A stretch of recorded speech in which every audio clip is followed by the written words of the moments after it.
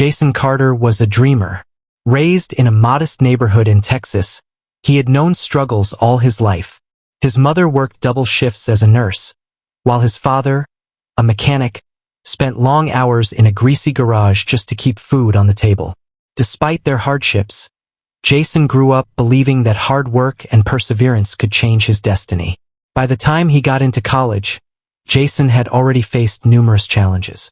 He wasn't the guy with the latest sneakers or the fanciest car, but he was intelligent, hardworking, and, above all, ambitious. He wanted to build something meaningful, something that would take him far beyond the limits of his humble beginnings. It was in his sophomore year at Stanford University that he met Emily Dawson. She was everything he wasn't: privileged, wealthy, and popular. Emily came from a family of successful entrepreneurs. Her father was a venture capitalist, her mother an interior designer. She had grown up in luxury, never once having to worry about tuition, rent, or where her next meal would come from. Despite their different worlds, Emily and Jason found themselves drawn to each other. Jason was captivated by Emily's confidence, her elegance, and her sharp wit. She, in turn, was intrigued by his resilience, his passion for technology, and his ability to find joy in the simplest things. For 2 years, their love story unfolded like something out of a fairy tale. Jason worked multiple part-time jobs to pay his tuition, while Emily never had to think twice before swiping her platinum credit card. Yet, he never let his financial struggles define their relationship. He believed love was enough to overcome any obstacle. But Emily's world was different. By the end of their junior year, she started seeing the cracks in their relationship. Cracks that weren't about love, but about lifestyle. Jason couldn't afford to take her to fancy restaurants. He couldn't join her friends on expensive trips abroad. He wore secondhand clothes while her friends drove Teslas and Ferraris. Her parents, who had tolerated their relationship in the beginning, began planting doubts in her mind. Love is great, but security is everything, her father warned. Can he provide the life you deserve? As much as she hated to admit it, the truth was staring her in the face. And then, one evening, Jason received the news that changed everything. Emily wanted to talk. Jason arrived at Emily's dorm, his heart racing. He had sensed a distance growing between them for weeks, but he had convinced himself it was just stress from finals. Deep down, he feared something worse. Emily sat on the edge of her bed, her arms crossed, eyes filled with hesitation. Jason could tell she had rehearsed this conversation a dozen times in her head. "Jason, we need to talk," she started, her voice softer than usual. Jason's chest tightened. "What's wrong, Em?" he asked, sitting beside her. She sighed, looking away. I think we should break up." Her words hit him like a freight train. He blinked, trying to process what he had just heard.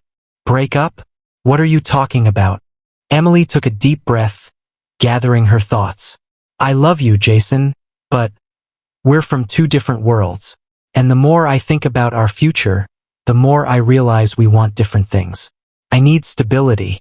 I need a life where I don't have to struggle to make ends meet. And you're still figuring things out." Jason swallowed hard. "Emily, I may not have money now, but I'm working hard. I have plans, big ones. I just need time." She shook her head, tears brimming in her eyes. "I know you're ambitious, Jason, and I admire that, but ambition doesn't pay the bills. Love isn't enough." Jason felt a lump in his throat. "So, that's it? You're leaving me because I'm poor?" Emily bit her lip. "It's not just that. My parents, they don't think this will work. And honestly, I'm starting to see their point. I don't want to struggle my whole life, Jason. I don't want to constantly worry about money." Jason's hands balled into fists. He wanted to yell, to make her see that money wasn't everything, that their love was worth fighting for. But looking into her eyes, he saw her mind was already made up. She reached for his hand, but he pulled away. "I thought you loved me," he whispered, his voice breaking. "I do," she said, tears rolling down her cheeks. "But sometimes, love isn't enough." Jason stood up, his heart pounding. He had fought so hard to make their relationship work, but in the end, he wasn't enough. Without another word, he turned and walked out of her dorm. That night, as he lay in his tiny apartment, staring at the ceiling, something inside him changed. The pain was unbearable, but deep beneath it, a fire had ignited. She had left him because he had nothing. One day, he promised himself he would have everything. Jason had never felt pain like this before. The woman he had loved with every fiber of his being had walked away. Not because they had fallen out of love, but because he wasn't enough in her world. For days, he stayed in his small apartment, drowning in heartbreak. He didn't eat much, barely slept, and when he did, his dreams were haunted by Emily's words, "Love isn't enough." Her words replayed in his mind like a broken record. But then, something inside him snapped. One evening, as he sat in his tiny room staring at the cracked ceiling, he whispered to himself, "This isn't where my story ends." He wiped his tears, stood up, and walked to his desk. There, in the dim light of his flickering lamp, lay his notebook, a place where he had once scribbled his biggest dreams. He flipped through the pages, scanning his ideas, the ones he had always planned to work on someday. Someday had just become today. Jason threw himself into his studies with newfound determination. He doubled down on his tech courses, spending sleepless nights learning coding, artificial intelligence, and business strategies. At the same time, he worked every job he could find, coding gigs, freelance tech support, even tutoring rich kids whose parents paid generously for convenience. He stopped going to parties, stopped wasting time on anything that didn't bring him closer to success. His old friends noticed the change. "Dude, are you even sleeping?" His roommate, Mike, asked one night. Jason simply smiled. "I'll sleep when I make it." And he meant it. For months, Jason worked tirelessly, surviving on cheap ramen and coffee, building what would become his first startup, Carter Tech Solutions. It was nothing fancy, just a small consulting firm where he helped local businesses optimize their websites and automate their processes. At first, clients were scarce. Some meetings ended with rejection, others with laughter. "You're just a college kid. What do you know?" But Jason didn't give up. He kept improving his pitch, learning from every setback. Then, one day, he landed his first big client, a mid-sized logistics company that needed an AI-driven tracking system. Jason built it in record time, and soon word spread. Within a year, Carter Tech Solutions wasn't just another struggling startup. It was profitable. And Jason, he was just getting started. Jason's first major contract with the logistics company changed everything. He now had a portfolio, credibility, and most importantly, confidence. Word of mouth spread, and soon Carter Tech Solutions was taking on bigger projects. Small businesses needed automation, e-commerce platforms wanted AI-driven customer support, and even universities were reaching out for tech solutions. But Jason wasn't content with just running a small consulting firm. He had bigger dreams, dreams that would make him unstoppable. That's when he started working on his real passion project, a cloud-based AI system for business optimization. The idea was simple yet revolutionary. A single platform that could analyze business performance, predict trends, and provide automation solutions tailored to each company's needs. While his consulting firm kept the money flowing, Jason spent every spare moment coding, testing, and refining his AI model. His goal? To build something so powerful that companies couldn't ignore it. He didn't party. He didn't take breaks. He lived and breathed his vision. And then, after 2 years of relentless work, Jason's AI platform was ready. He named it Nexus AI.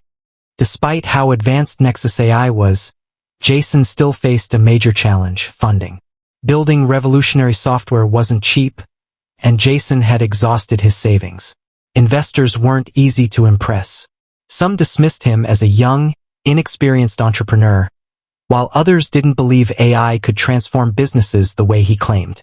But Jason was relentless. He cold emailed over 200 investors, hoping for just one yes. Out of 200, only 5 agreed to meet. And out of those 5, one person believed in him. Mark Reynolds, a well-known Silicon Valley investor, saw the potential in Nexus AI. "This is groundbreaking, Jason," Mark said after the demo. "You've built something incredible. But can you scale it? Jason nodded confidently. Give me the capital, and I'll turn this into a billion-dollar company. Mark leaned back, impressed by the fire in Jason's eyes. All right, he said. I'm in. $1 million for 15% equity. Jason's hands trembled as he shook Mark's hand. This was it. The beginning of his empire. With Mark Reynolds' investment, Jason wasted no time. He assembled a team of the best engineers, data scientists, and business strategists. Nexus AI was officially launched within 6 months, and the results were nothing short of spectacular. Businesses that used Nexus AI saw their efficiency skyrocket. Companies saved millions by optimizing their operations through AI-driven predictions. Soon, Fortune 500 companies took notice. Amazon, Google, Tesla, they all wanted Nexus AI. By the end of the second year, Carter Tech Solutions had become NexusCorp, a full-fledged multinational AI powerhouse. Revenues crossed $100 million. Jason Carter, the once broken college student who was dumped for being too poor, was now a CEO with an empire. But life had an interesting way of coming full circle, because fate had something else in store for him. Jason was sitting in his corner office, a breathtaking view of San Francisco's skyline behind him, when his assistant walked in. Sir, the new batch of employees from the recent merger have arrived for onboarding. Jason nodded, glancing at the list of names. And then his heart stopped. Emily Dawson, the woman who had walked away from him years ago, was now one of his new employees. A smirk played at the corner of Jason's lips. Well, he thought. Life just got interesting. Jason took a deep breath and leaned back in his luxurious leather chair, a smirk still lingering on his face. He hadn't thought about Emily in years, not in the way he once did. He had moved on, built a life beyond anything she could have imagined when she left him. But now, fate had placed her right back in his world. His assistant knocked on the door. Sir, the new recruits are here for orientation. Would you like to personally address them? Jason's smirk widened. Absolutely.